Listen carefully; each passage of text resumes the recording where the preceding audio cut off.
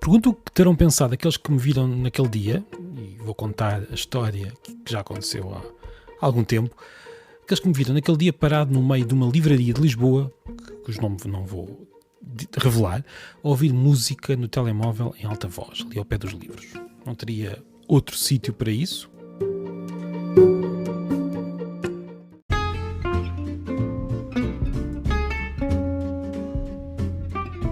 A culpa, na verdade, não foi minha. Eu estava a passar os dedos por livros, como faço muitas vezes quando estou a passear numa livraria, e reparei num título, talvez por causa da capa ou porque já conhecia o autor e tinha gostado dos livros que tinha lido.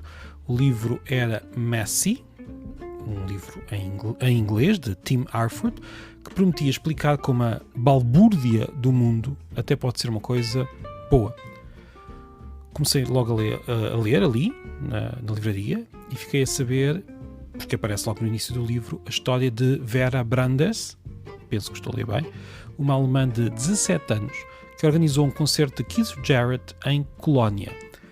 Estávamos não, porque eu ainda nem era nascido, mas, enfim, estávamos em janeiro de 1975, e a verdade é que não sei quem é que se lembrou de deixar uma adolescente, com 17 anos, com um concerto tão importante nas mãos. O certo é que as coisas não correram bem, houve confusões, o piano que estava no palco não era o certo, o músico não quis atuar, não era por mania, a verdade é que o piano estava desafinado, os pedais não funcionavam bem, as filas de trás não conseguiam ouvir as notas. Jarrett disse que não tocava. Já era tarde, ninguém podia ajudar a pobre Vera, não havia telemóveis para as emergências, a rapariga ficou com o concerto preso por um fio, com o músico já no carro, pronto para ir para o hotel.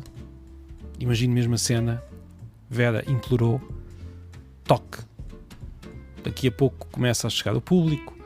Imaginem só a rapariga de 17 anos a pedir por favor ao famosíssimo músico. Estavam à chuva, na rua, Keith Jarrett dentro do carro, de porta aberta. Ele hesitou, mas lá acabou por dizer que sim, só por ser para ela. Já passava das 11 da noite quando, perante 1400 pessoas, o músico atacou o piano avariado e, de improviso, fez o concerto da sua vida. A gravação, The Cone Concert, vendeu mais de 3,5 milhões de discos. O concerto de piano mais vendido de sempre. Bem, avançamos umas décadas. Estou ali, naquela livraria, livro na mão, a ler a história, esta história que acabei de contar, está no livro, no início. O concerto é famosíssimo, mas a verdade é que eu nunca o tinha ouvido. E depois de ler aquela história, precisava mesmo de ouvir aquelas notas que saíram daquele piano avariado. E precisava de ouvir logo.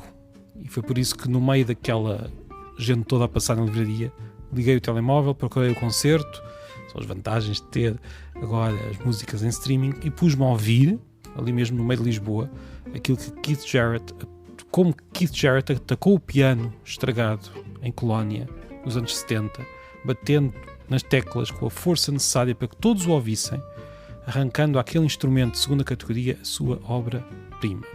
E assim, através daquele livro, eu estava lá, em 1975, enquanto estava ali também entre as pessoas que passavam numa livraria de Lisboa.